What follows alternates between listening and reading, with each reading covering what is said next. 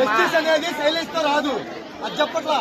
విషయం క్లారిటీగా కమ్యూనికేట్ అవటం సైలెంట్ గా అవ్వాలి. కానీ కమ్యూనికేట్ అనేది చాలా మంది తెలిసిపోయింది, మినిస్టర్ దగ్గరికి వెళ్ళిపోయింది, మీడియా ద్వారా స్ప్రెడ్ అయింది, పోలీసులు ఎటువంటి ఆధారాలు లేవు, ఇంకోటి ఏం లేదని చెప్తున్నారు.